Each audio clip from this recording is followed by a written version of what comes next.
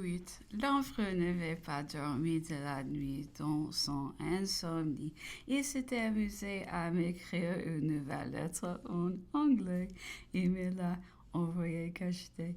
J'en ai corrigé les fautes et lui ai répondu en anglais aussi. Par le retour de courrier, il m'a fort bien compris. Ce qui l'a convaincu de ses progrès et lui a prouvé qu'il pourrait désormais à toute rigueur correspondre dans sa nouvelle langue. Depuis près de 15 jours, le général Gorgo était malade. Son incommodité avait tourné en dysenterie très maligne qui donnait des inquiétudes. L'admiral venait de lui envoyer le médecin du Northumberland, le docteur Warden. L'empereur le fit retenir à dîner durant tout le repas et longtemps après, la conversation fut exclusive sur la médecine, tantôt gaie, tantôt sérieuse et profonde. L'empereur était en bonne humeur. Un mot n'attendait pas l'autre. Il accablait le docteur des questions, d'arguments spirituels et subtils que l'embarrassaient encore. Celui-ci ne voyait que de feu, si bien que près le dîner, il me prit à part pour me demander comment il se faisait que l'empereur fût si fort sur ces matières.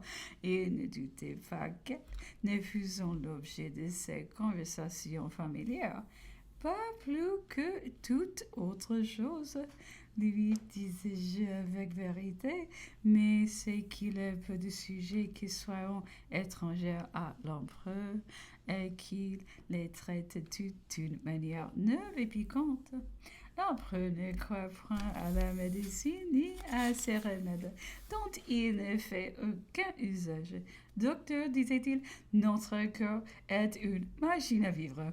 Il est organisé pour cela, c'est sa nature. Laissez-il la vie à son aise, qu'elle se défende elle-même. Elle fera plus que si vous la paralysiez en l'encombrant des remèdes. Notre corps est comme une montre parfaite qui doit aller un certain temps. L'horloger n'a pas la faculté de l'ouvrir. Il ne peut la venir qu'à tâtons et les yeux bandés pour un qui, à force de la tourmenter à l'aide d'instruments bicornus, vient à bout de lui faire du bien. Combien d'ignorants la détrissons. L'empereur ne reconnaissait donc d'utilité à la médecine qui est dans certains cas assez rare. Dans des maladies connues, consacrées par le temps et l'expérience, est-il comparé alors l'art du médecin à celui de l'ingénieur, dont les sièges réguliers ou les maximes de Vauban, les règles de l'expérience ont suivi tous les hasards et des lois connues. Aussi d'après ces principes, l'empereur avait-il conçu l'idée d'une loi qui nous permit à la masse des médecins en France que l'usage des remèdes innocents et que leur interdit celui des remèdes héroïques, c'est-à-dire que pouvons donner la mort, à moins qu'ils ne fissent 3 ou 4 000 francs au moins de leur état, ce qui supposait déjà, disait-il, de l'éducation, des connaissances et un certain crédit public. Cette mesure, disait-il, était certainement juste et bienfaisante. Toutefois, elle était encore, dans mes circonstances hors de saison, les lumières n'étant pas encore assez généralement répandues, ne doute que la masse du peuple ne veut qu'un acte de tyrannie dont la loi qui pourtant le dérobait à ses bureaux. L'empereur avait souvent entrepris sur la médecine. Le célèbre commissaire, son médecin, celui-ci apporte l'honneur de son corps et de ses collègues. Lui confessait avoir à peu près les mêmes opinions et les mettait même en pratique. Il était très ennemi des remèdes. Les employés fort peu. L'impératrice Marie-Louise souffre beaucoup dans sa grossesse et le tourmentant peut être soulagé. Il lui donnait malicieusement des pilules de mi-de-pain qui ne l'essayant pas que de lui faire beaucoup de bien, disait-elle. L'empereur disait qu'il avait amené Corvisart à avouer que la médecine était une ressource privilégiée, qu'elle pouvait faire du bien aux riches, mais qu'elle était le flot des pauvres. Mais ne croyez-vous pas, disait l'empereur, que peu l'incertitude de la médecine elle-même et l'ignorance des mains qui l'employant ces résultats pris en masse sont plus funestes au peuple qu'utiles? Professeur, encore une franchement. Mais vous-même n'avez jamais tué personne, disait l'empereur. C'est-à-dire, n'est-il pas des malades qui sont morts? Évidemment, de vos remèdes? Sans doute, répondait le professeur, mais je ne dois pas le voir plus sous la conscience que votre majesté qui aurait fait périr des cavaliers. Non, parce qu'elle aurait ordonné une mauvaise manœuvre, mais parce qu'il s'est trouvé sur la route un fossé, un précipice qu'elle n'avait pu voir. De là, l'empereur est passé à des problèmes et des définitions qu'il proposait au docteur. Qu'est-ce que la vie, lui disait-il, compte et comment la recevons-nous? Tout cela était autre chose encore que mystère. Puis il définissait la folie innocente, une divagation de jugement entre des idées, juste leur application. Un fou mange des raisins dans une vigne qui n'est pas la sienne et répond aux reproches du propriétaire. Nous sommes deux ici, le soleil nous voit, donc j'ai le droit de manger des raisins. Le fou terrible était celui chez qui cette lacune eut des vacations de jugement s'exerçaient entre des idées et des actes. C'était celui qui coupait la tête d'un homme endormi. Et se cachait derrière une haie pour jouir de l'embarras du corps lorsqu'il viendrait à se réveiller. L'empereur demandait encore au docteur quelle était la différence entre le sommeil et la mort. Et il répondait lui-même en disant que le sommeil était la suspension momentanée des facultés sur lesquelles notre volonté exerce son pouvoir et la mort, la suspension durable non seulement de ces mêmes facultés, mais encore de celles sur lesquelles notre volonté est sans pouvoir. Dès là, la conversation est tombée sous la peste. L'empereur soutenait qu'elle se prenait par l'aspiration aussi bien que par le comptable. Il disait que son plus grand danger, sa plus grande provocation était dans la crainte. Son siège principal dans l'imagination en Égypte du Sud dont elle était frappée périssant.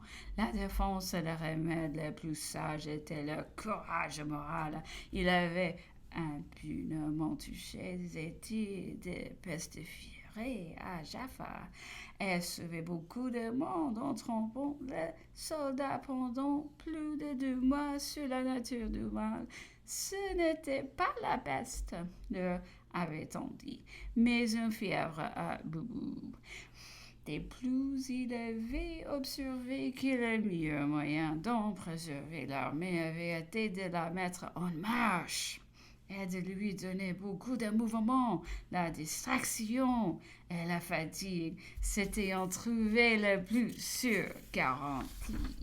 L'empereur disait donc au docteur, si Hippocrate entrait tout à coup dans votre hôpital, ne serait-il pas bien étonné? Adopterait-il vos maximes et vos mesures?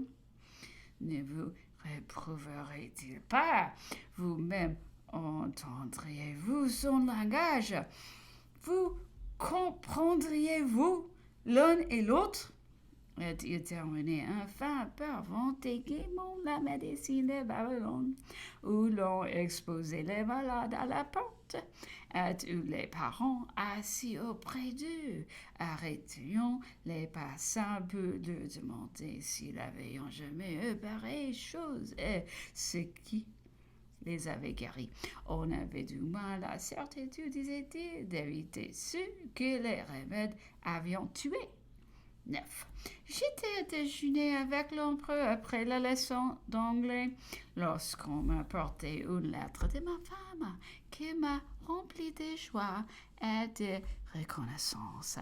Elle me demandait que ni la crainte, ni la fatigue, ni la distance ne saurions l'empêcher de venir me rejoindre, qu'elle n'aurait de bonheur qu'auprès de moi, qu'elle n'attendait que la saison.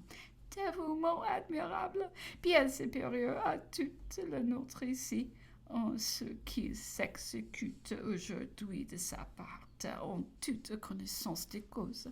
Je ne pense pas qu'on puisse avoir la barbarie de la refuser en Angleterre. Que sollicite-t-elle des grâces en faveur?